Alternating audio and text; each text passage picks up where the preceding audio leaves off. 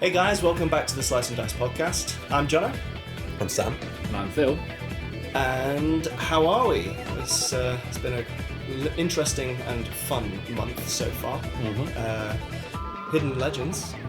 We've got some awesome new cards coming out, or have come out, and we are priming away. Icons and all that. Loving it.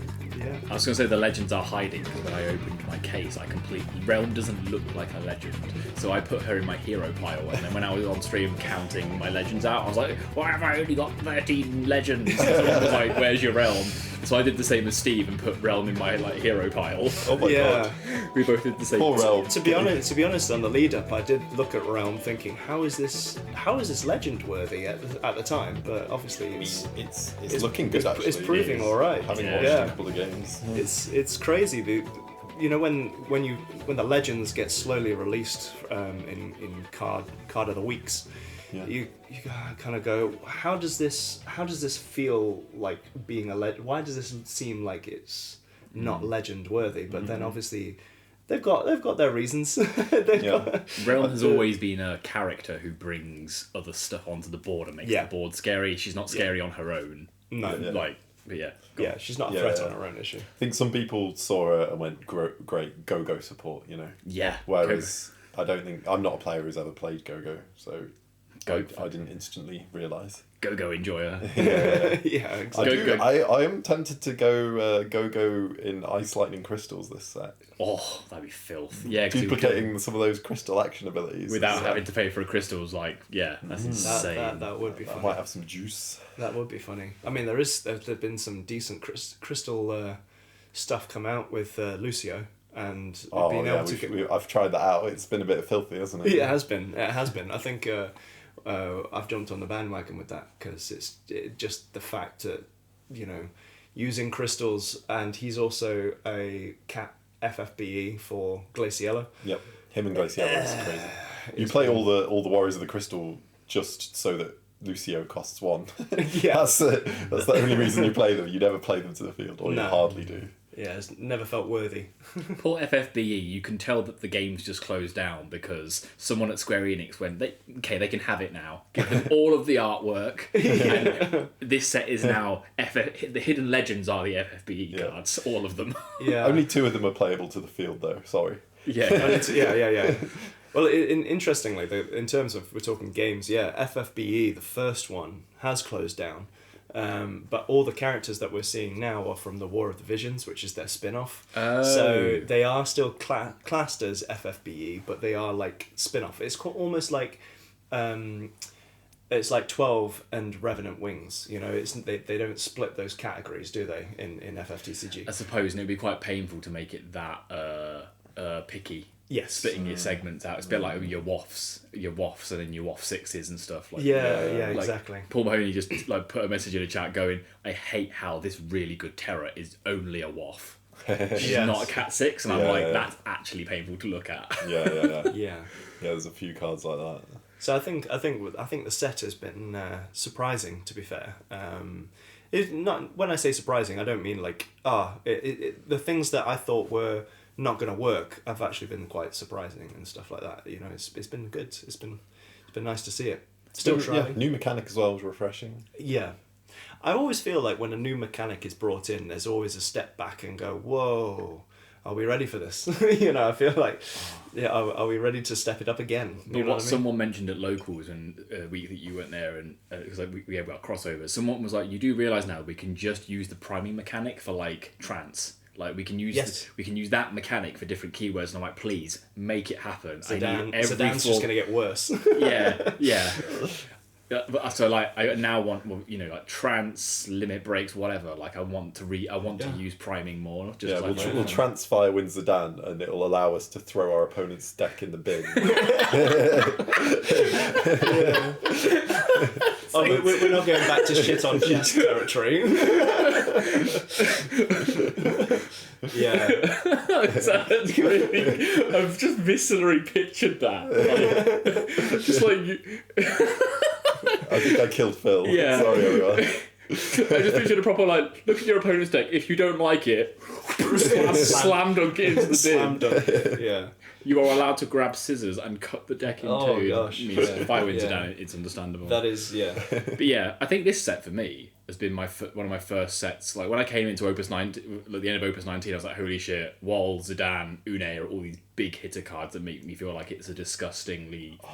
not oppressive. I'm already but like, nostalgic for it. But in retrospect, if I was around for the release of that opus, I'd be going, holy crap, this is a horribly powerful set with really game-changing cards. Yeah, yeah. Every deck had to be rebuilt around these. This set feels like they've kind of done a really nice blanket across everything. Yeah, Everything gets splashed and treated quite nicely. Except Mono Water didn't get anything. Oh no, we did. We got the new levy, but it doesn't look as strong as regular Mono Water. My violin is so small for Mono. I'm sure. Think of us poor Mono Water gamers. I just want to draw more cards. I'm sure that Morita-san and Kageyama and all the other staff went around all of the events recently and were like, cut all of the water changes. We cannot have more games go to time. Like I don't know what you're talking about. That would never happen to me. There's a correlation. There's a graph somewhere at Square Enix, and it's got how long a tournament takes and number of water decks across the x-axis. Hey, we're not wind decks, okay? Wind is the real enemy. You're hearing it now. There's beef from Sam. Yeah. I'm a reasonable water guy. Not one of those horrible wind guys.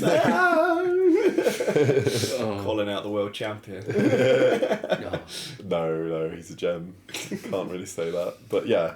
But we've just recorded some games, haven't we, for this opus, which is quite fun already. I haven't built a lot because it's like quiet at the moment, which is new for me because normally we'd be like, let's get it out of the way. Normally we'd be like looking forward to Winter Cup, and there's a bit of a lull right now. There's like no events to look forward, not to look forward to. We've got Cactimania to look forward to, which is gonna be really fun. And then we've got something hopefully official coming next year for us. But even though a new set's just dropped, we've got nothing to use it for. Really, theoretically, apart from Worlds. Nothing official apart from those going to Worlds, like you're saying. But for us lower league players, we definitely have seen like the way that the set is. It's just going to be one of those sort of gradual fun times. I think like slide up into competitive. Obviously, I think the next set comes out in March, and that's probably when we're going to start seeing. Some good stuff. And like I'm looking forward to Cactimania. You and me are going, Phil, aren't we? Yes. So I know that we've got a lot of like you've got Steve D going. You've got obviously all the Welsh crew going. So we've got a bunch of high level players can hone their craft. Yeah, we've got Andy. We've got James Duff. I think Kinney isn't.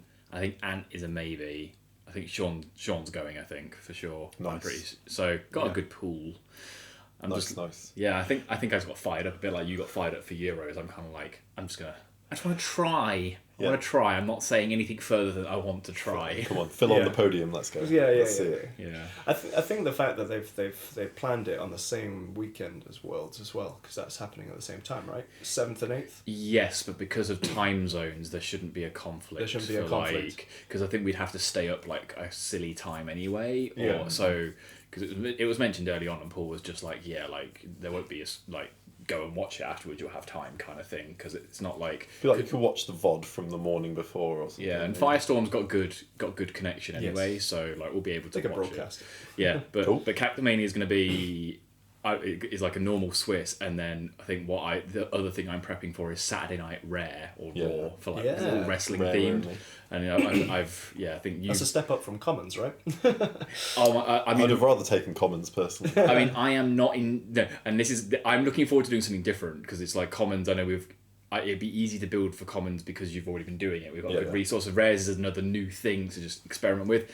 The backup pool in Rares is weird. Definitely. Yes. Because you don't get your standard units in general. Yeah. And then you cut off from most engines, I think. So the backups are weird. So in my deck, the fact that I've found like 2 or 3 curvable backups that curve. I'm happy, but which is all right. But yeah, like I was looking. We need to do some online games for that. Brew it a bit. Yeah, for sure. Because you've got like one deck that you've brewed, and I've got one that I've made. And I know like other people will be down. So yeah, it's but it's just really like, oh my god, it made, like you say, made me realise that all the backups are common, mainly the good ones, or like the good value ones. Commons or legends or heroes. I really wanted someone said to me, build knights for rares. I think it's quite good. I'm like, most of rare knights are crystals.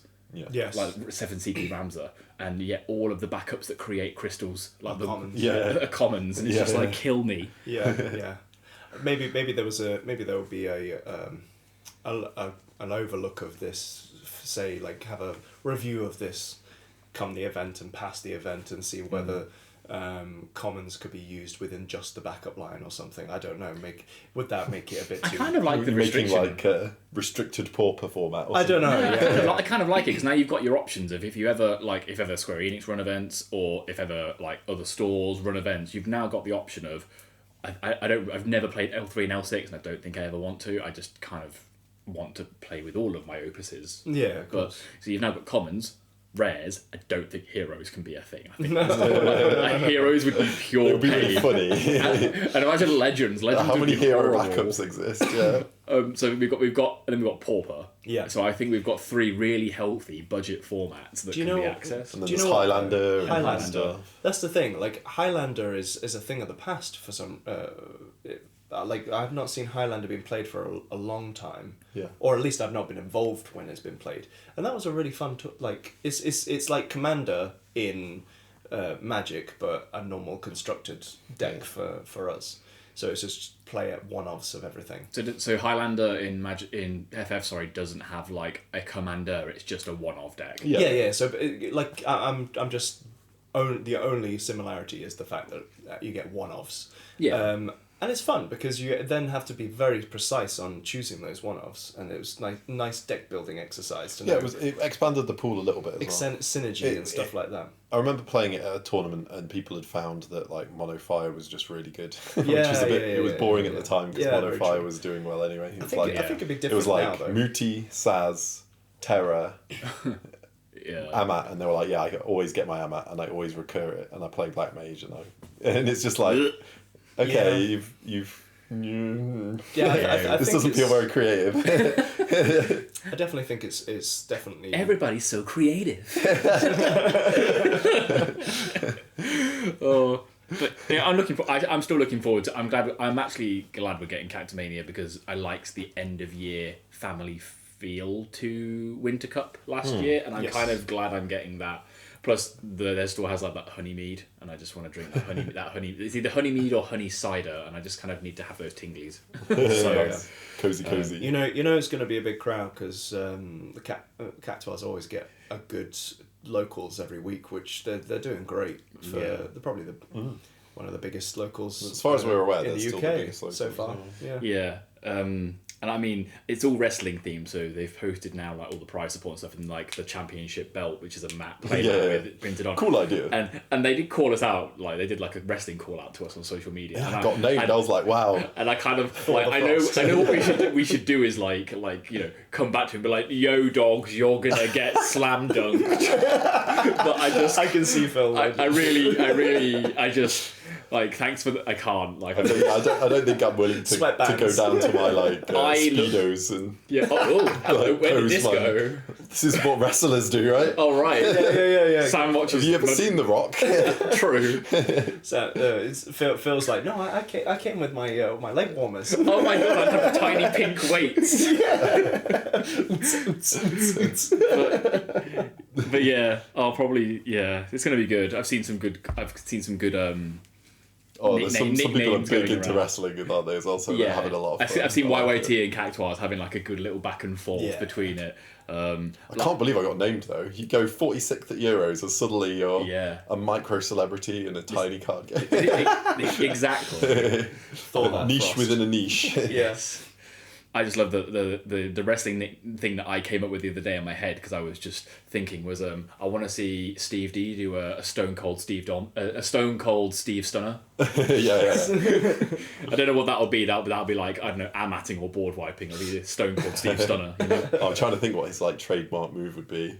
Yeah. Don't know, just being a control player, isn't it? Going to damage 6 and having a full hand and a load of backups and a glint in your eye. Like, I'm still winning this game. Yeah. Tell us in comments if you had like a wrestling move that was somehow to do with FFTCG, what would it be and what would it be called? That's really, like, this is a really weird one, but I'm just kind of down for it. It's fine. The lazy one's the suplex on the train, isn't it? Oh yeah, yeah. Sabbing it in. Yeah. Yes. But other than that, we've had quite a lot of events locally. Pre-release recently, moving on from sort of those. Yes, we had pre-releases, so 10 players. yeah. Were you there? You weren't there? I was at our pre-release. Oh, okay, yeah. I was going to say. I wasn't. Yeah, because you went like that, I thought. Oh no, I was just saying I'm talking a lot. Yeah. Please, go forth. I had funeral sadness, so I couldn't make it. So yeah, it sounded like it was fun. pretty. With 10, which is like And we had probably our average pre-release number. I'd some new players as well, I'd right? say that's Yeah. It's the higher of. I'd say it's our average, but the higher. Yeah. Because we had a good mixture of players. Yeah. It was nice. It was how many new players? 3 or something? So Craig, the one I got. Yeah. Craig, Ryan, I still kind of count as new just because he's always learning and he doesn't come up a lot. But I know it wasn't one of the news. Nunu? Oh, God. Just thinking of Tubby Toast now. Who else came? I can't remember who else came. That's really annoying me now. But Craig was the main. There's a guy. Oh, Gareth. Yeah, Gareth came Wasn't as well. Jordan there? Jordan was not there. No, neither was Nikki. So yeah, we had two brand new newbies that we can remember, and then we had a few others who are like sort of going from newbie to regularish, like Richard and Ryan. So Craig came third, didn't he? Yes. And it was funny when he was building his deck. I was helping him, like in the last minute when someone's new, you're like, "I'll make sure that your deck looks okay." And he had Sidolphus and Ramu. Oh yeah. And he had a bunch of the summons. Nice. And I'm like, "Oh, you should put all these in." Yeah. And then he crushed it. Like my last game was against him, and he like mullered me with it, and I was like, when you get beaten, but you're like, good, I'm proud. Yeah. That new Ramu is scary. I find the fact that it can cast any element for free. It's not lightning. Yeah. I know weird. the idea There's going to is be some weird ideas in a deck, isn't there? I know the idea is Sidolphus search for lightning, summon, cast it for free. But imagine you've got like something brand new in hand that you don't have to pay cost. Get a 2-cost deck. What's the most 5 cost. value? You can go 5 cost. Oh yeah. I mean, sorry, 2-color deck. 2-color deck. Yeah. What's the best value 5-cost summon? It's a shame Sildra's not around anymore. I do imagine. I think Free Sildra. I mean, fire lightning is kind of one of the givens, so it feels like fire lightning. But yeah, I played against him round 3, and he was casting the new Bahamut for 20k, or doing the whole board 10k board wipe. 10k board wipe. 10k one-sided board wipe. Yeah, but 3 left in deck. Off an attack off. Or is it when he swings? I could find it in my deck box, but I can't remember. I'll find No, it's when he primes. Yeah, just when he enters. Oh yeah, when when Sidolphus primes into him. And Yes. So Sidolphos enters. Can search. Is it a lightning summon or any lightning summon? Lightning summon of 5 or less. Yes. Then prime into Ramu, and it's on entry cast. No, on entry.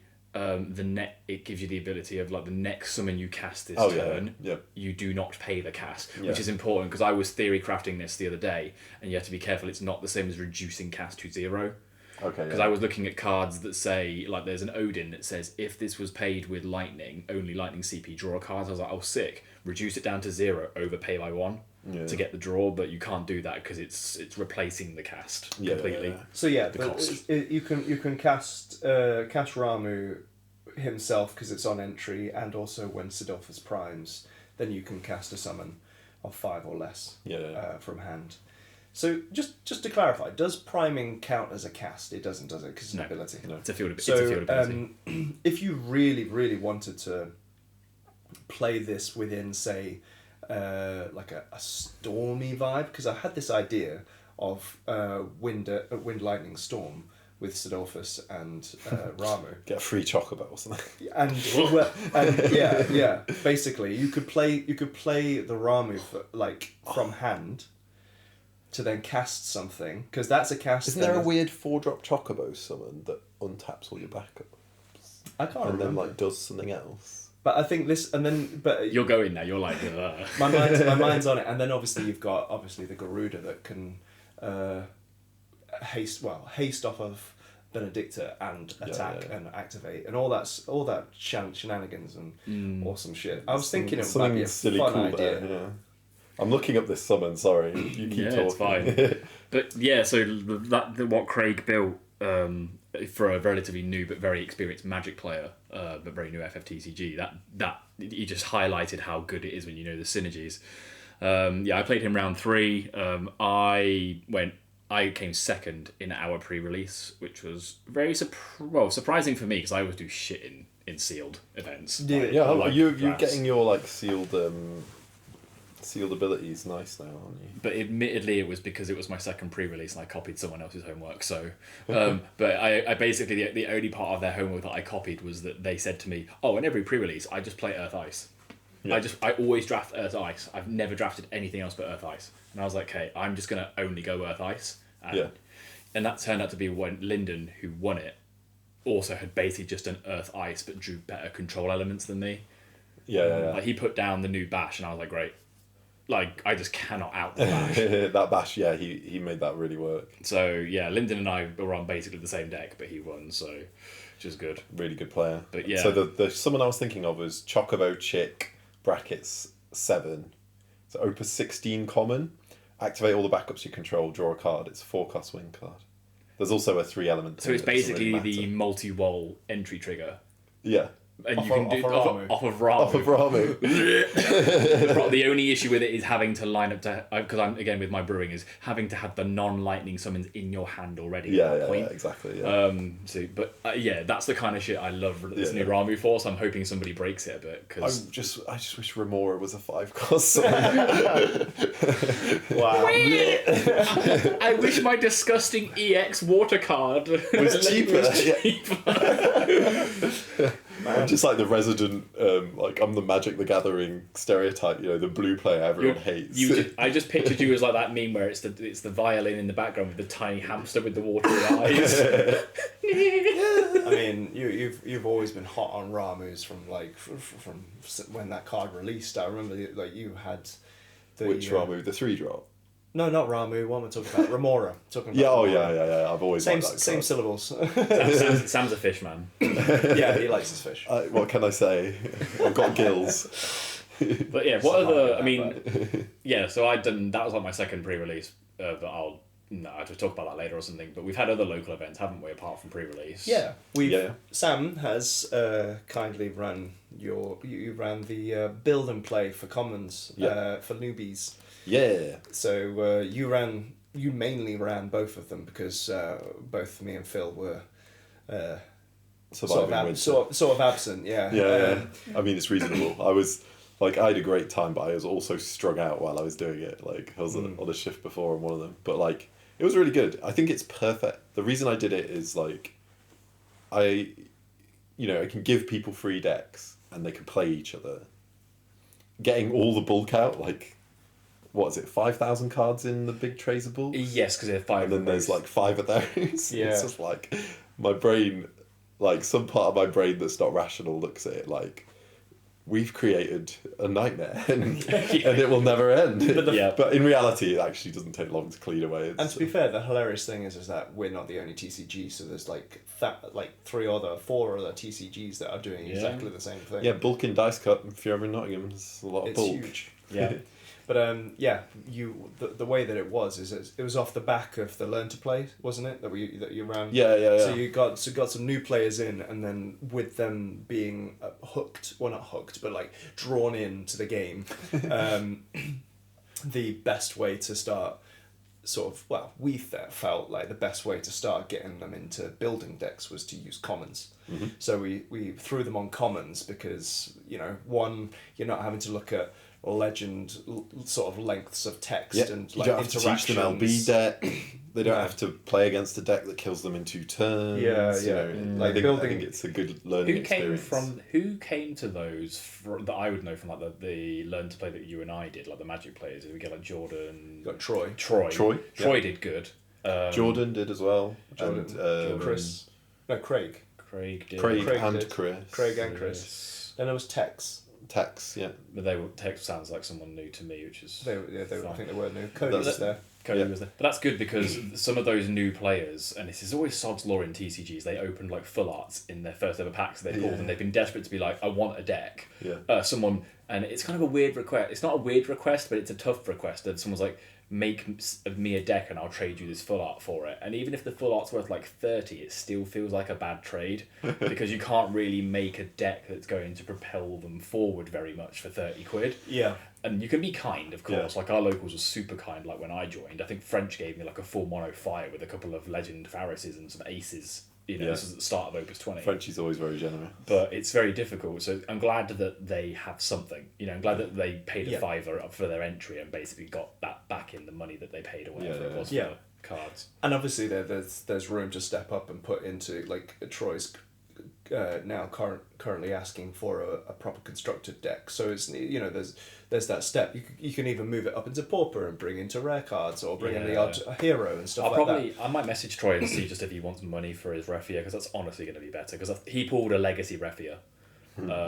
And that'll be about 40-ish, give or take, probably more, give it a bit more. And again, even for that much, he's not going to get a good quality deck he'd be happy with. Is a very high-end Commander Magic Cat player. 13 deck. He could make Cat 13 and would be for that money and it'd be a good deck, but it's not good for what he'd want, especially. No. Yeah. So it depends what he wants. I think he's got more control player vibes, so I'm not sure. Yeah. I mean, he really liked playing Warrior of Light Control, like, because Lyndon basically said, this is the full art you've pulled, I've got the deck, let me show you it. And he's like, I want to play it. But it's like, that's like maximum rarity, really expensive legend deck, Yeah, it's expensive. So, yeah, I might see. And then the other chap who I haven't seen resurface pulled a full art from Elder.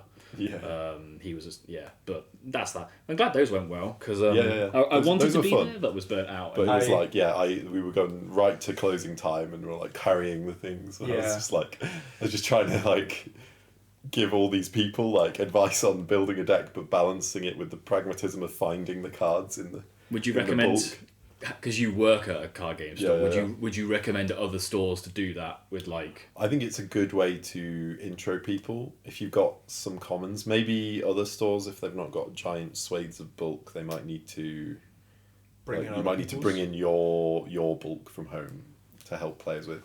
Yeah, and like if you keep an eye on the newbies, you can maybe try to set the games up to be somewhat balanced because. I guess because it's alarming to get annihilated by Crystal Varn and stuff. Yeah. I guess it's the like, sorry, my laptop's just saying a thing and I'm going, no, not in the middle of the podcast. I guess it's the balance. Sorry, wait, I'm going to get my words now. Nope, I've forgotten. It'll come back. My laptop was like, do you wish to restart? I'm like, no. I could just see the loading symbol on your head. Yeah. Oh, no, this is what I was gonna say. It's a bit like when you're a kid or you go to or you're at work and they do like everybody bring some food for lunch kind of day. You could do that if you didn't have the bulk. You could say, bring in all of your rubbish, and we'll help, and together we'll all pick from each other's rubbish, and it's the same kind of thing. Yeah, I think that's a good idea. I can't remember what that's called when you do a meal like that, when everyone bring it's like potluck. Do like Final Fantasy potluck. I think that's quite a good thing. Yeah, sounds. I mean, Commons potluck. You could do it. You could do it pauper format as well. Because I definitely know that but I know Cactimans have a massive bulk, massive. Yeah. And then I know that the amount of pack, and I think Preston either has a lot of bulk or they just have a lot of passionate FF people. Yeah. So they'd have enough to do a non-store bulk potluck, and I know that West End Games in Glasgow could again do a potluck. So I think it's a nice concept that people should try for their new players. Exactly. Or even just an exercise of building. It was fun, and it was it's a good way to pass your enthusiasm of the game to new players as well. Be like, this is fun because of this, and you put this in here and it supports this. But I was able to bring my 8-year-old to it. It felt good.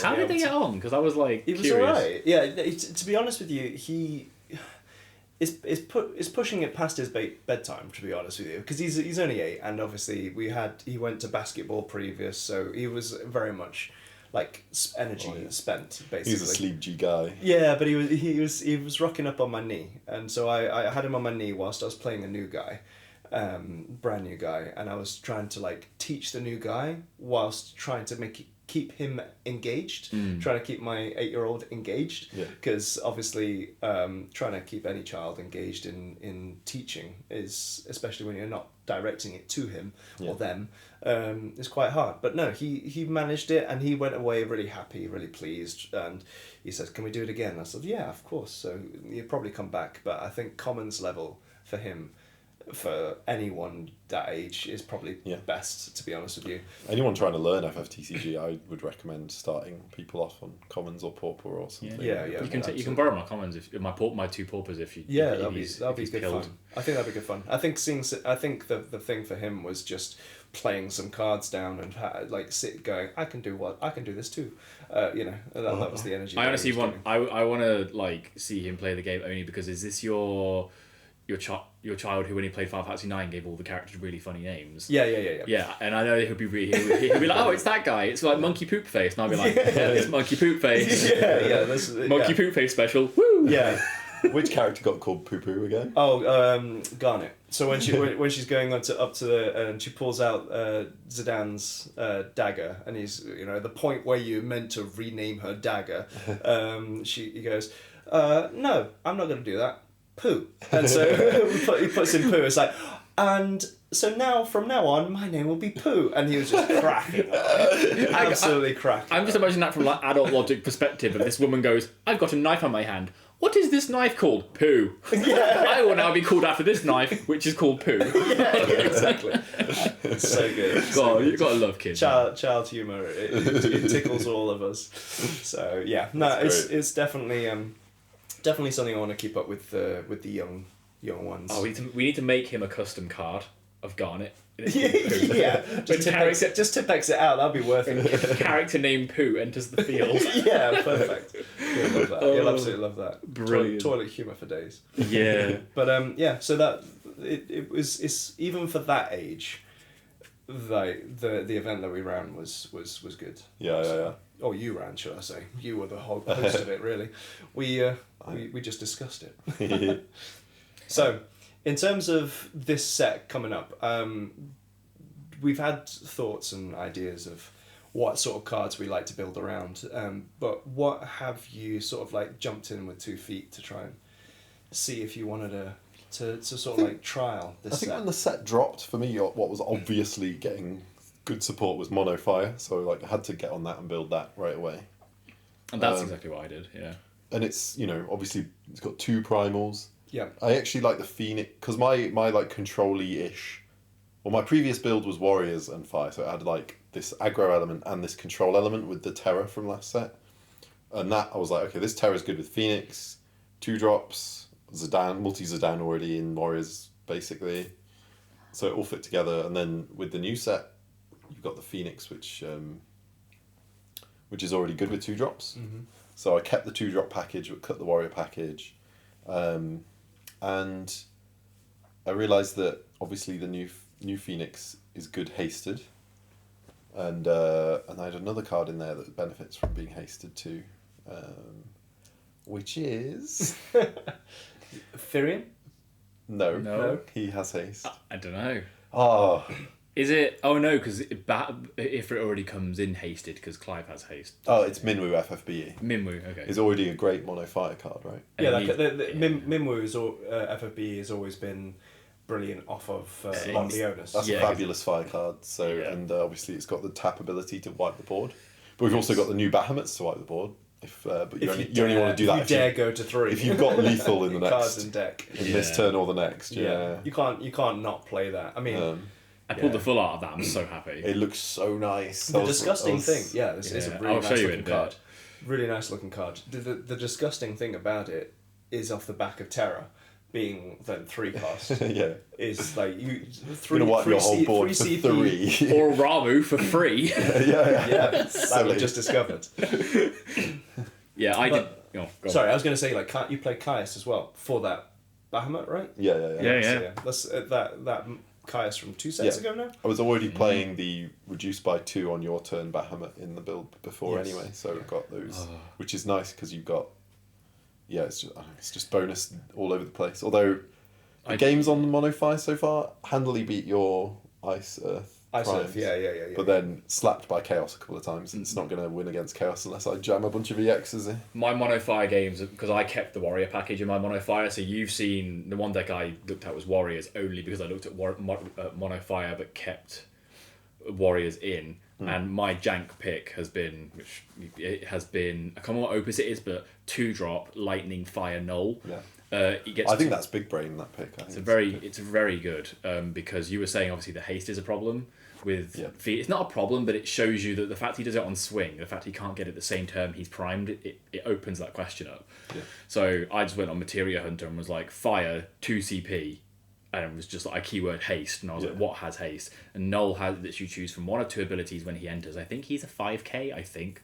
Yes, he is. And he says choose a forward you control. Don't know if it's other than Null or not. It is other than Null. It gains haste and 2,000 power to the end of the turn. The other ability, which is also kind of cracked, is choose up to 2 forwards, deal 2,000 damage to both of them, and dull both of them. That's massive. Yeah, it's really good. So that with Leftier and Phoenix Summon and stuff. So my play combo up. My play has been you go if you have a loaded break zone. So my turn 2 board I've managed to do, which has happened quite reliably when you do get the hand, is you can go two backups down and 3 forwards by turn 2. So imagine you open like a Firion and a Zidane, and you've got route to Phoenix, you've got route to Prime. You just you go Joshua, Prime. You pick Null as the first target. Null haste Phoenix, attack with Phoenix. Pick the second target, which can either be Firion because you've got 5 characters at that point, or Zidane. Which is just like bonkers. Yeah, also, I thought like coming off the back of Axstar, you can haste the Axstar that you just brought in, and you've got two packs of. Yes. So you can if you Tivest in the Axstar. It means Axstar not having enough 3 costs to synergize now isn't too much of a problem. Yeah, it's big. So like I mean, if you wanted to. I'm not saying this is what you play, but you've got that Shulk idea that came from what was his name, John Cerner, not John Cena, John Serder. From the Netherlands. He obviously played the deck around having Tivus, Axstar, Shulk, Zidane, but then you could just Tivus, Axstar, Shulk, Null and get and give what's his name, Axstar haste. And then you've got a discard off the back of that as well from Shulk. I've got that Shulk in my soldier list, weirdly enough. But yeah. It's good. I mean, that Shulk has been one of my favourite cards for the longest time, and I've just not played it because I've never seen any sort of like reason to play it, because it's almost like a dead card in hand at this time, this sort of period of the game, I suppose. But obviously it's not, because no one, well, not that I've heard anyway until I've seen that match. It's what was it? Euros, wasn't it? Yeah. Not until that match at Euros did we go, oh wait, Axstar, you know, bringing it in. Or Zidane. Bringing it, Axstar, then bringing in Zidane, you know. Yeah. But yeah, it's good. I think Noel's an awesome idea. Yeah, I've done Chaos. I've updated, which is a very simple update of shove in the new Lightning at 3, and shove in the new Behemoth at 3. Change some ratios. I've done a soldier list, and I don't think Genesis is going to change anything. Unfortunately, there's just not. I don't think there's a good enough pool. I think Genesis text is awesome, but the pool is too limited for him currently. I had to shoehorn in loads of things like Shulk to make swarming happen, to reduce the attention from Genesis. And I think if you want to make Genesis good, you have to have a very clear game plan orchestrated in your head. Yeah, you have to play your sales to get him, and then be and then my options are going to be this LB Zach, and then these backups that are soldiers. It feels very, like you say, narrow game plan, like the fire list that played Rufus. You've got to know how to get that Rufus out in a fire deck, and it has to be the same path pretty much every time. And it's Yeah. similar with Genesis. I think there's some things though that do look good with him, and I think the one card that hasn't seen much sort of action is that 4-cost promo Zach, the Lightning Zach. Oh yeah. And so when he comes in, he gets haste, and if he attacks, he dulls something. But the main thing at the bottom of his card is when an active forward becomes dull, deal something 5k. If your opponent's forward becomes dull, deal something 5k. And if you, say for example, had Genesis reduce to 2k, reduce Zach to 2k, sorry, not 2k, what am I talking about? 2CP. Then you can play him for 2CP, and he comes in, Genesis then triggers again, and dulls and freezes 2 things, and then now Zach's got a 10k ping effect, or 2 packets of 5k. So it's not a bad idea, but like you said, it probably needs soldiers fleshing out a bit more. Yeah, the more sort of like, I don't want to say better, quote unquote, but the more in tune I feel I've got with some of FFTCG's like good decks, meta plays and stuff. Decks like that have too many pieces for me. Like if you've got if it's got to talk that long about how its combo works, it probably isn't winning anything. Yeah. You know, which is, you know, this is why there's been debates at the moment of in soldier decks of about using a restrictor, because restrictor is a soldier, which is great, but then if you put restrictor in, you have to put in civets, so you put in Nero Vice. And I personally think Nero Vice is just a step too slow now. It has great tech, they both have great text, but and like, then if you do the 3-drop Vice to try and speed things up, then you need crystals. And that's where you have to shoehorn different. I think it's a good pet deck. I think it's fine for pet decking, so it's fine. Absolutely. And I think it was it's a bit sad, really, that the majority of our soldiers are in ice and fire. Sorry, ice and lightning, because or the good ones anyway. Well, they're spread across the 3 elements, aren't they? They are, and I know. There's people out there who have been trying the trying 3-color soldiers as well. Yeah. But because the problem that you've got though is name clash, because there's only so many soldiers. In those names, and Zach being quite contested in those names. Fire, the 5-cost fire Zach, that when it attacks it does however much for how many soldiers, is good, but then you've also got this other Zach that's like as well. And I like the I hate this word. I hate describing him as the sticky Zach. I think it's 5 CP fire Zach. I think he's 5, that you basically don't want to blow him up, because when you do, he plays something else from deck. I think. Yes, that's a lightning one, isn't it? No, it's fire. Is it fire? Definitely, it's fire. The legend, the 5 CP. Yeah, because it's the one that plays Rufus in the fire, the fire soldier Rufus list. So I know there's a lightning one. Yeah, look for the expensive fire one. I think it's a legend. I'll have a quick. It's used to toolbox Rufus out of deck in fire. When he was spoiled, I was really keen on the idea of playing backups to get discards. Yeah. So like I build a resource and they lose resource. That's how strong. But the problem is Genesis has to live, like you only get it once a turn, and then the backups are this Cloud, this EX Zac, and you're already going to want to play the LB Zac, and then this Angeal that you pay X and you get a job soldier. So I don't know. I feel like there's maybe some weird like ice fire cloud pod. Well, what I saw deck. I feel like that's the version, and then jam a I bunch of haste in so that your cloud pod. That's the exact list that I ended up making and trying to get it with French. But it's so many components online that have conditions of X thing needs to live. I hope I have haste in hand. Blah blah blah blah blah. I did see Steve's streams, and he did use that Angeal backup that searches. Yeah. And what he did was he had Genesis on board first, waited a turn, and then he played the promo Zac to then reduce cost Angeal to 1. So Angeal costs 1. Nice. And then the other 2 CP that you would use to pay the 3 for Angeal, he discarded so he can play Rush. Search Rush, play it onto field. So then you've got the Angeal doing Dull and Freeze doing the triggers of Dull and Freeze of Genesis, and then the Rush doing Dull and Freeze triggers from Genesis, because soldier on the same turn. In the same turn. Can it do that? 4 Dull and Freezes. It can't do that, can it? I don't know. Does it say trigger once per turn? Oh well, no, Genesis isn't once per turn. Genesis Isn't isn't it? once per turn. No, I'll read this whole text. When Genesis or Drop Soldier enters your field, select one of the 3 following actions: Action 1, Action 2, Action 3, and none of them have once per turn. Oh, Yeah, so Genesis, that's way better than I thought then. it's really good, but the pool is limited. So you basically need those So what I'm saying is that having that promo Zac on the field, if you had a board of 4 forwards and you Dull and Freezed all 4 of them in that one turn that I'm talking about, then you could do 20k from Zac, 4 pockets of 5. Yeah. These kind of decks do appeal to me. Like since we looked at that, I'm like, maybe I want to try out Genesis. I mean, they just slowly put some random backups down. Like it's going to be, if I build this, it's going to have like 20 backups. Yeah. See, my list runs 9.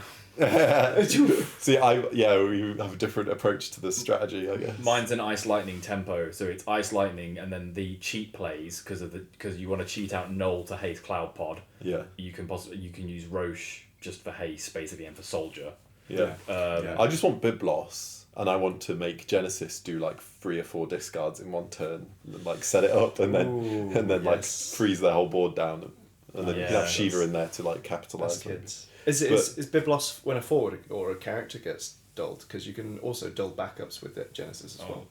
I thought Biblos is when they discard, you dull freeze a forward. So you have Biblos on whilst Genesis is making makes sense. It's kind of crazy, but yeah. So I think Soldiers is one of those things. I think it's just a lot of fun pet decking. Yeah. It needs a lot of pieces. You said about Steve Streams, and I must watch some of them. My favourite pet deck I want to build, not Cat 6, but Strago. Strago looks crazy, doesn't it? Like an analogy I've been using is that deck is just where's the ball? 3 paper cups. There's a ball under one, and you go for like 45 minutes, and just keep swapping damage with hand.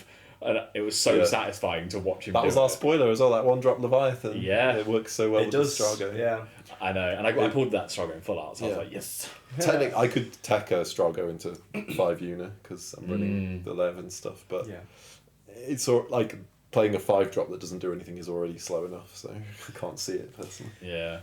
Whereas I'm trying to go the worst mono water I can. I've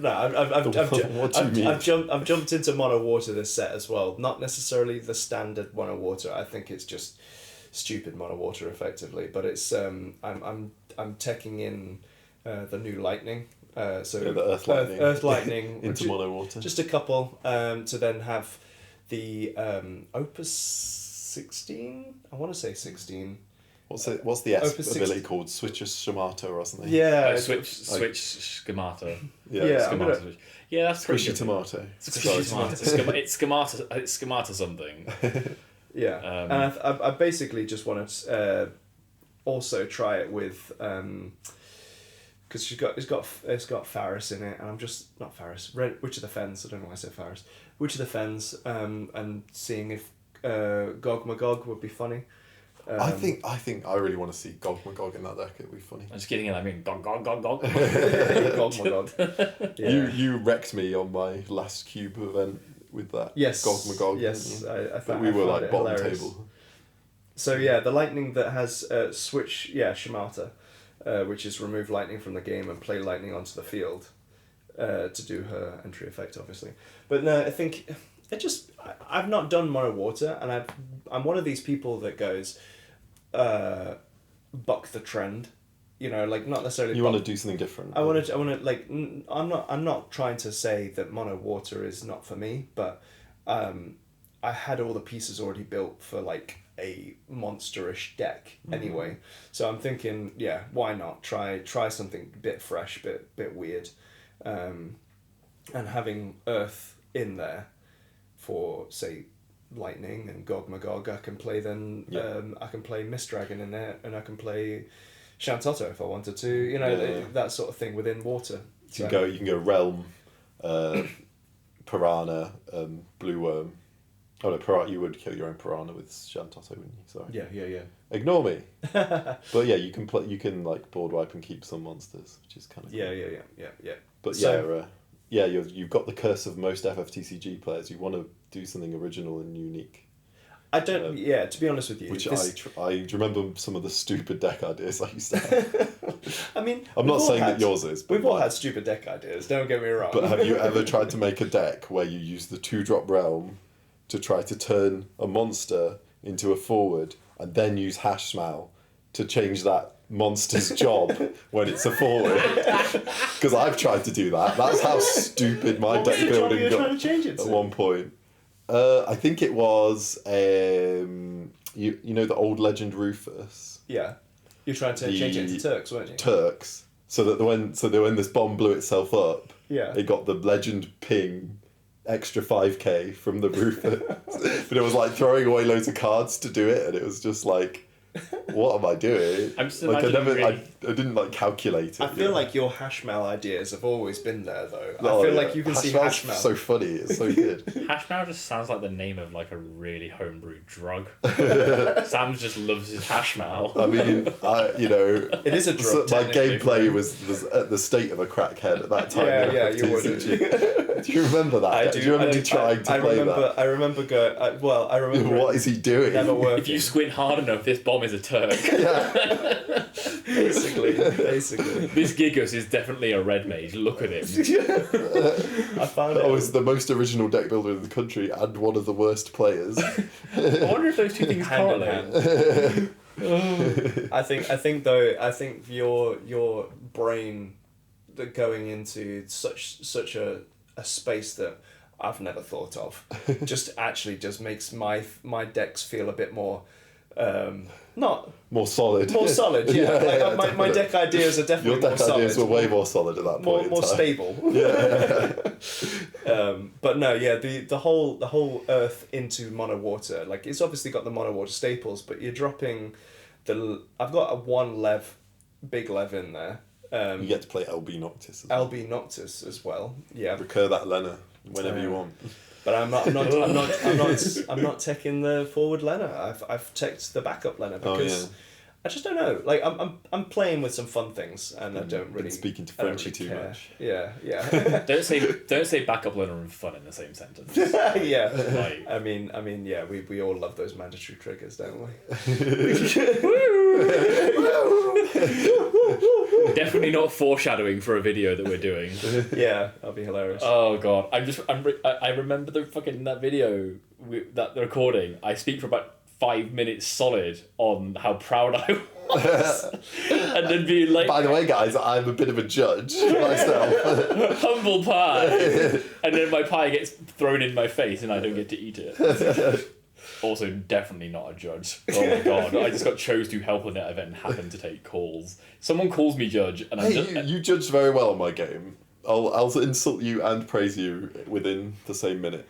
Yeah, because somebody later on in one of the other teams was like, when the new cards were getting spoiled on stream, and it was the Water Warrior of Light LB, and I completely misread how it worked. And they were like, "How does it work?" And I was like, "I think it works this way." Currently wearing the judge shirt, and then 10 minutes later, someone came up to me in front of a crowd of people and went, "You're absolutely wrong. Give me a shirt." And that's just become like the meme now with me and this person. Whenever I make the most micro error, it's "Give me the shirt. You don't deserve it." And I'm like, this is the pressure of not making mistakes. The world just eats you up. Pretty much. I mean, even the best judge in the country, you ask them a question and they'll take a minute. They'll take a minute. Yeah. For sure. Yeah.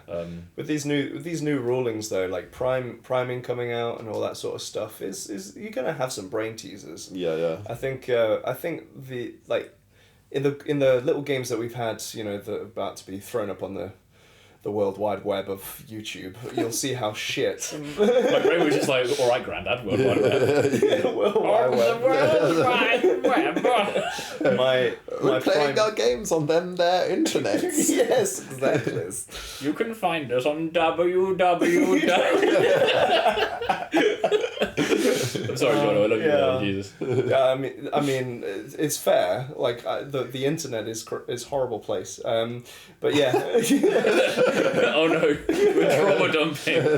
So, but yeah, the shit games that you're about to see on YouTube from me, not these two, from me, gave me some food for thought in terms of how well this priming stuff is going. You know, I think it's a good mechanic and really good mechanic, but you definitely don't want to be amatted on the first time you prime.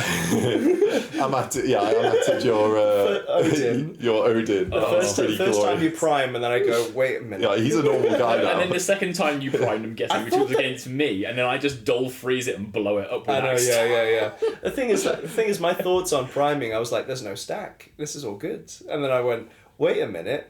He's a forward that just entered the field. Fuck. There's a stack. There's no stack. Hey, at least you didn't do... Listen, there's no stack. At least you didn't do... Can't do it. At least it wasn't the LB pre-release, and I was just like LBing in people's turns, and they were like, Phil, it's a forward, and I'm like, I've been making shit up. New mechanics. They've tricked us all. Bless Gareth, bless him. Even though we'd had the conversation, it's like, where can you prime from? Deck. And then he tried to prime from hand. And I was like, no, sorry. And I wanted to like be nice to a new player. But I was like, that is very illegal. You cannot do that. That was like, I love new Legend Bahamut. I can't wait to see some decks come out for that Bahamut 6. Yeah. Because he put I'm out, liking the look of that. You know, new player stuff anyway, so it was fine. But he played Raw for Titan and for Garuda. Wow. I had no board, so fine. You know, we misgive the plays, but that's a scary board to leave sitting. Yeah. And I just went Dion Prime, blow them both up for 10k. No. That was the most rewarding thing. 9k. 9k, sorry. To blow them both up on the stack was just like, this is filthy. Like, this card is horrid. And draw a card. Yeah, and draw a card. And we never saw him again. It's only been like what, a week? It's fine. Yeah, it's been a couple. Yeah. But yeah, like I think Dion and Bahamut is actually, you know, people are going, I like the look of it. It's not good. I like it. If you like Kukulane, then just add more Kukulane to your deck, basically, and break a thing. Who likes Kukulane? Oh, okay. I'm the number one Kukulane fan in the world. Oh, Kukulane enjoyer. Sorry, let me go back. What's the actual name? Because Scotland have made this. Cuchulainn. Made us very aware that it's. And I'm thinking of Apfelkuchen or Apfelkuchen. I'm thinking of German cake now. It's Kuchen. Apfelkuchen. Apfelkuchen. What feels better, ruining your opponent's day with Cuchulainn or eating a delicious Apfelkuchen or whatever you said? Oh my gosh. Apfelkuchen, apple cake. Apfelkuchen. Right. Let me bring the sidetrack back on. So we just like scooted off the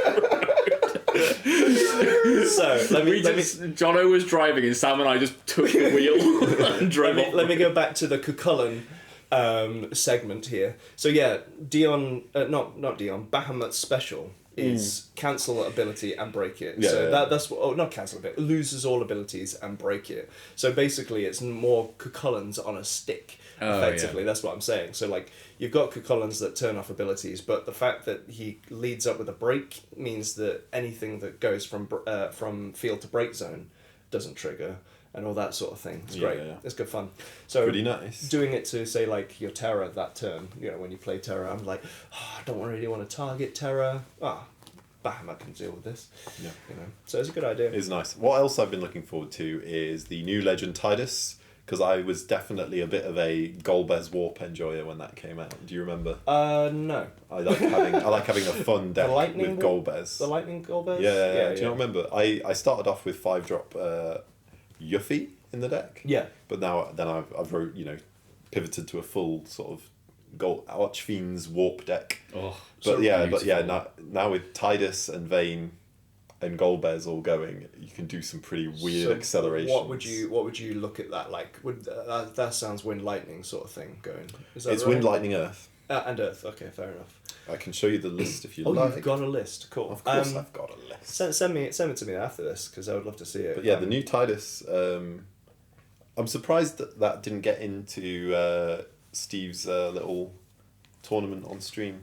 Maybe he's doing it tonight. Although I think he had the brackets, didn't he? So he didn't include a Tidus deck. I wonder if he thinks it's not strong enough or. Not, yeah, I can't gauge it because it's a card that's far too technical for me. Like you say, seems to resolve on much older cards that you could abuse it with, but I quite like it. I think I want to see someone break it because it looks funny as fuck. It looks quite grim with. I guess Vayne Theodore was the classic one, wasn't it? It doesn't. All it does is add some like draws and stuff. But that Tidus is just going to come in out of nowhere on a Golbez deck if you're like warping a bunch of things, you know, which would be funny. Yeah, definitely. I just like that in this set the little Onion Knight that can just infinitely warp itself. Can just add counters to itself and continue to warp. It's just like it's obviously meant for Tidus in order to just like let him hat himself down, but really weird. Yeah, you can even use the Vincent from last set with the new Tidus. Oh my god! Yeah. So you just draw it. You just draw 3 for like. Isn't it Vayne actually that draws? Vayne's going to be doing the drawing. Yeah. But you know, there's some weird ideas there, so I want to try that. I actually forgot that I needed to build that because I built my Warriors of the Crystal, built my Mono Fire, but I haven't built that yet. So. I know what you're doing in the car on the way to the tram. On the tram, you're just going to be. I brought all my cards with me. No, you'll build it on it. This is what you do. You the moment you've finished doing something FFTCG related, you know, on the way back, you always build on your phone. That hyper focus. I think it's true. You've always been the one to go. I've got this idea. Like throw it at everybody and go, what do you think? And no, it's a cool idea, to be fair. I've not looked at Tidus because I've gone warp has never hit my radar. I've never gone, I need to make this warp thing work, you know. I've never been that sort of person. Vayne looked good on release, but at the same time I've never thought that he fit any sort of archetype, you know what I mean? Like that didn't fit anything that like could see significant play. Apart from obviously Theodore, as you said, but you know, I'm super looking forward to playing a free 6-drop. What's his name? Rubicante off Golbez once again. Yeah. And like, oh my god, if that deck gets going, it's kind of crazy. I can't believe you've never played me. No, I've not played it. No. I'll beat you up with Golbez soon. Yeah. Okay. Well, friendship is about to end. Now that Tidus is in there. Yeah. Tiddles. We talking about the Warriors of the Crystals thing. When you came around to mine, you brought your Warriors of the Crystals. Yeah. And I want to do that. Because it's crazy. I think it's very strong. The Glaciella and Lucio combo is cracked some ways. Like, though you can't. The only issue with the special on Lucio is that anything that you want to have triggered going to break zone, just removed from game. So you can easily not negate, but forego some of those break zone removal. Yeah, a lot of decks like having a break zone. Yeah. Lucio says no. Yeah. And you can just discard your chaff stuff that you've searched with Lucio, because you're not really going to play the Warriors of the Crystals from hand. But you and I did a sneaky sort of cooperative brew one, didn't we? I think so. I think we've still got some things to iron out. I really want to put Irvine in there, but there's no room. There's no room. So what was it? It was mostly Water Lightning, right? Yeah. And throwing in Jack Garland, one of, and Lady Lilith. Yeah. So we've got one of my favourite cards. Yeah. You've really sat on that card for a while, haven't you? Yeah. It's good, but it's definitely like not in an obvious way. Yeah. I mean, it's seen its day, I think, as well. Yeah. I think there's ways around that card nowadays, but it's a fun little surprise tech if you've not seen it for a while. Yeah. If you changed the sacrifice thing to break zone instead of remove from game, I think she'd be right there. I think she'd be perfect. She'd be Opus 24 power level, but absolutely. Unfortunately, removing stuff. Not as good. Yeah. Imagine Piranha. Imagine. Yeah. Sack put this in the break zone, draw, get a crystal. Yeah, it's crazy. But then she could be real good buddies with Lady Lilith. With Witch of the Fens. The nice, absolutely. And the nice thing about her though, I think mainly is for the spend a crystal for haste and stuff like that. Yeah. Is it just lightning forwards though? Only lightning forwards, yeah. Yeah, it's very tricky. Caveated her to death, didn't they? Yes, very much so.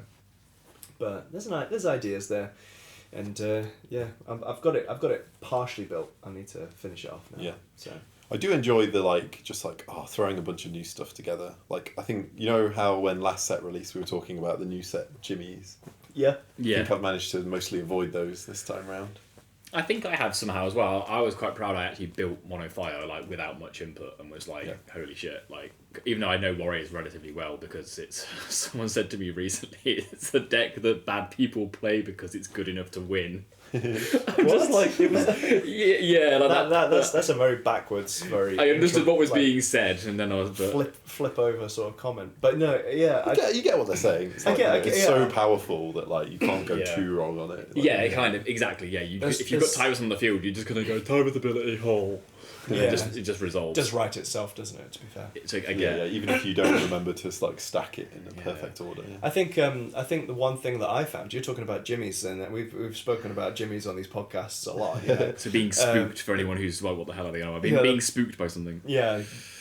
Basically, the pre new set jimmies. You're like, my perfect situation is changing. I got it this set mainly for the fact that all archetypes and all sort of decks would morph drastically with the priming mechanic because it seems so strong. So my concern is not that it's my concern at the time was that all the decks that we've been playing up to this point, I've been playing comfortably up to this point, isn't necessarily going to be enhanced in the way that I thought was going to be enhanced, if you know what I mean. I'd have to do a whole rewrite of the script effectively to try and make myself feel relevant within this set. Do you know what I mean? Because I don't think it's going to be like that personally. It might not be, but you still got to be very aware that priming's actually very strong. Well, like look at Clive into Ifrit. You play a 4-drop, so it's like net 6 CP, and then you pay another 2, so net 8 CP. Yeah. To get this Ifrit down. So that's like, if it was a normal forward, you're paying 6 for Ifrit. If it's not, you're not doing net cost. Yeah. Yeah. That's like, it's strong, but it's not broken. I like, I like the pace setting it's doing, because LB's kind of, for most of the part, I think mostly increased game speed, mostly, because most people are toolboxing them to buff a board, like take a Ice Wind, for example, using Ice Wind using the Sky Pirate backup for water to play Leo. That's like a toolbox speeding the game up a little bit for its favour. That's the only niche one I can think of, but that was a general feeling. I feel like priming has a lot more LB Cloud, for example, kind of toolboxing, where it's mostly removal-based toolboxing that is making the game come to a standstill at loads of different points, or like remove. So it's generally slowing the game down. We'll see if I'm right. Who cares? But like, I kind of definitely think like the Bahamut Dion and the 5 stuff is like pretty good removal. Yeah. And I think the one with the highest ceiling might be Garuda, right? Yeah, Garuda. It looks so scary to read. I look forward to seeing that. So yeah, I if anyone's wondering, Benedicta gives herself haste when she enters. She primes for 3. Is it 3 or 2? And then Garuda, when she enters the field, she can bounce 2 things to hand, and then on attack, she activates all backups. Activates all backups or characters. I think it's backups. I think it's backups, but it's really nice. Yeah, I'm just getting the cards of Benedict. You would naturally think that combo, those 2 cards in general, would go well within like a mono wind-ish, storm-ish deck because of the backup activation. It's very much like what was that card? Crap, I forgot what that card was. I think mono wind, if it's against some decks, it would use that. Yeah. But then against other decks, it's like, I wouldn't want to risk this when I can do normal storm. So Benedicta, because you're trying to think of a thing. Well, so Benedicta is 3 CP first strike, primes for 1. Okay, so net 4 CP. Net 4, and when she enters, she gains haste until the end of the turn if she's on damage 3, so she doesn't get haste straight away. And then Garuda, we can find Garuda. She doesn't get haste straight away. No, so damage 3. She has to be damage 3 to get haste. That's her problem. She's a late play. So fair enough. And then we find Garuda. This is making me go ahead. when Garuda 16 enters the field or when Benedicta primes into Garuda 16, activate all the backups you control. When Garuda X16 attacks, choose up to 2 forwards the opponent controls and bounce them. So that's the opposite of what It's kind of got like the reverse lethal attempt energy, doesn't it? Yes, it's very much you want to clear the board in order to win, sort of. The nice thing about it is that the keyword haste on front that Benedicta gets transfers over to Garuda, so she will have haste, but obviously that's only to the end of turn. Yes. This is making me want to build some Firewind tempo, that's for sure. Hey, and Benedicta, again, the primes, for this rare event, they're both rares. Yeah. I think Garuda and Benedicta? Garuda is around, just checking Benedicta before and the other 2 rares are... Is it Jill? Jill and Shiva, and Hugo and Titan. So we're just going to see Benedicta prime is a rare. domination of this rare thing then? Is Ramu and Sidorphus? Yeah. Yes, Ramu and Sidorphus are. The lightning pool is filth. Partial filth. It does lose some things. I think it's very strong on the Odin side of things. It's a little bit weaker on the Ramu. It loses a Raiden Revenant Wing, which really upsets me because that's your 1 CP draw card. Yeah. So that's why I'm having to look at other stuff. But yeah, so I think for rares specifically, it's just going to be prime central. Yeah. Just put two. Just put like lightning and wind together, so you can get Garuda and Ramu. And then do that horrible Chocobo summon if that is a rare. Oh my god, is that a rare? Is Chocobo Chick a rare? Because if it is, it's now being cast for free. Mate, I'm making this deck. This is. I've asked a couple of people about what they thought of Ramu and Garuda in the same deck as a Wind or Lightning deck, with with that sort of idea. It sounds great, I think, in my head. Whether it plays great is another thing. And I think like having like Hooded Man and stuff like that for more activations and shit. It's gonna be good. It's a common. Damn it! Chocobo. Oh no, you can't have it in your ass. We can't. Sorry, mate. Abuse it. Sorry, guys, can't play that. I felt like before we did podcast today, we were all kind of vibing playing those games. Which, like Jono said earlier, we're gonna have about 3 games going, or 4 technically, but 3 matches going up on YouTube. They'll all be up by the end of the year. We're gonna sort of spread them out. Please be patient with us. We were having like big brain thinks on them, so we were not as chatty, but. When we were doing the games earlier, I felt like we were going to talk about quiet podcast because it's been quite a quiet end of the year because we've got Cactimania but not Winter Cup, and then when I actually think about it, it's been quite a stacked end of the year because of the events that we've done, the pre-releases, and I feel like our locals has grown enough that it still feels busy. It's grown, so it feels busier because we've got more to do. I think that the fact of new players just makes it a little bit more exciting for me personally. Yeah. I realised something I missed as well earlier. I was going to say at pre-release, and I think you can tell me, Sam, if this was good advice that I gave, because Rich was really down immediately and was like, my deck was terrible, and my deck was very good, unfortunately, for pre-release. And the advice I gave him, I looked through it and was like, yeah, you've got 1 bomb, and then you've built your deck around 1 bomb, and the rest of your deck is terrible. Like I said that much nicer. He's gonna hear this back. No, yeah.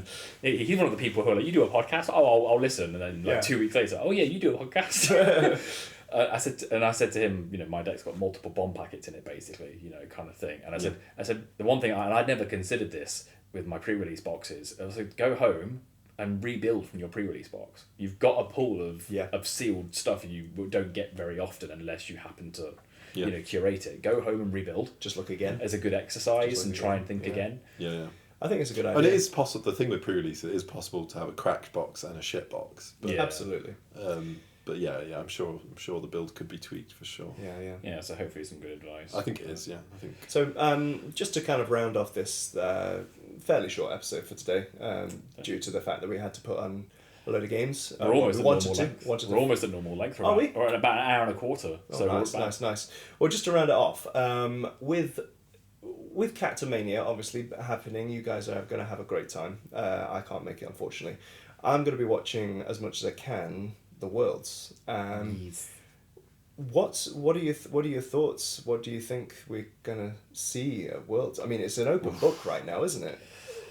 potentially. I haven't seen much because we've got like from the UK, well, from people that I know from UK teams and like abroad, we've got Sasha Stark and Mick Moll going. I don't know who. I know there are other people from the region, but I don't know. JFB's going. JFB. Oh yeah, of course JFB's going.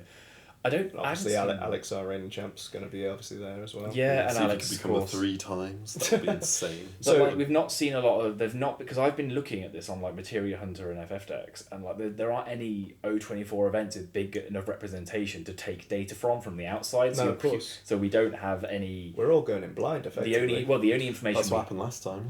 Yeah. So the only information we have is like waiting for these people to talk their brews out and Chinese whispers kind of thing. Do you think there's anything in the new set that can do the Wall 7 thing of Last Worlds, where you've just got this new deck that's like crushing? For some reason, I feel like Wall 7 is going to be represented by Alex again. But is there a card in the new set that is like Wall 7? It's just going to wipe the floor with everybody from Opus 24. I feel like one of the icons. I feel like Ifrit is going to do some damage. I don't because everyone's feel talking about it. If I do it in reverse, I think everyone's talking about it though. Ifrit's just a big boy though. He's just a big boot. He just bangs. Big Does booty. he even get his ping like if you block him? No, because I don't think deals he's damage. I don't think he's all that. I'm thinking about cutting him from my fire deck. So okay, cool. So what about Odin? Dark Odin. I think it's good. I don't think it's as good as Chaos. I was going to say it's a Chaos Enjoyer. I don't think it's as good as Chaos. No, not at all. I think Knights would be okay as well. Knights have got a lot more going for it than Odin. Because the problem with the Dark aggro deck is the rest of the deck needs to prop the Dark card, and Odin doesn't have anything else to prop it. It's just an angry Dark card. Yeah, very true. But actually, I think I take it back. I don't think Prime. I think Primes are just a support package. I don't. Yeah, I can't currently see any like new archetype coming in and crushing at Worlds. No. I think there'll be the odd card from the new set. Do you think you'll see Leviathan? Which Leviathan? No, one. No, I don't think you will. Leviathan. Because you have to play so many Leviathans to just make that get work. mono worthed.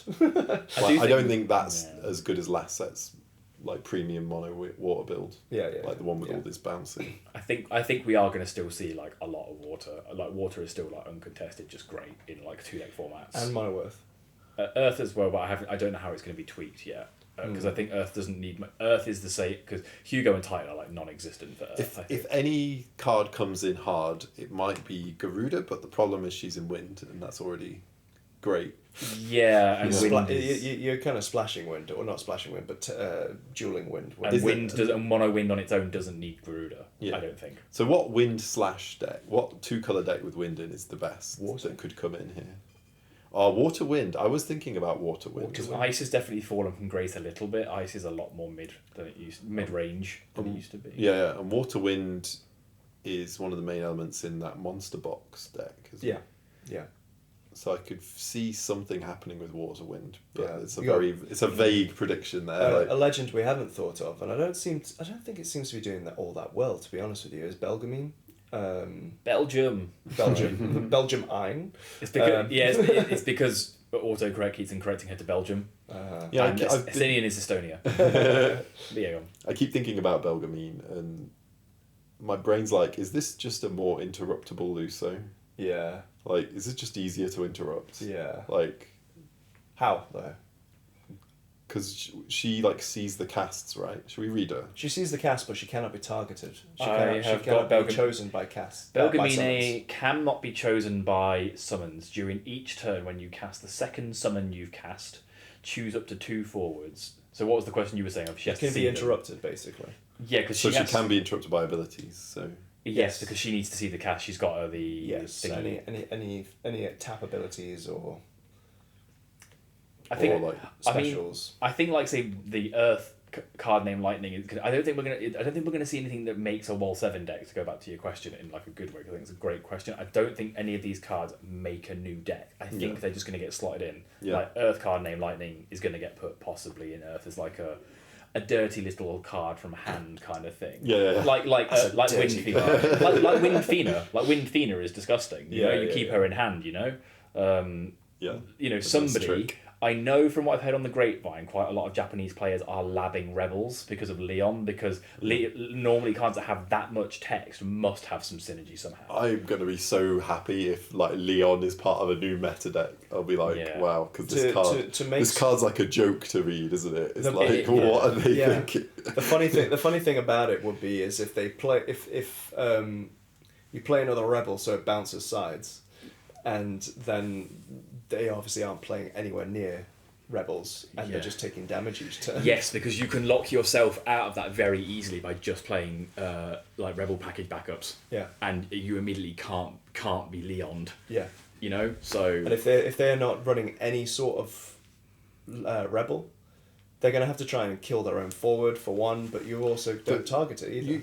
But your opponent has to target Leon for it to switch sides. Oh, is it that? Not the playing the second Rebel? I thought it was if you have 2 Rebels, it bounces. No. So I'll read the card. And it is a really weird card to be fair. I've... When Leon enters the field, choose 1 damage forward, deal it 4k. When Leon is chosen by your opponent's ability, your opponent gains control of Leon.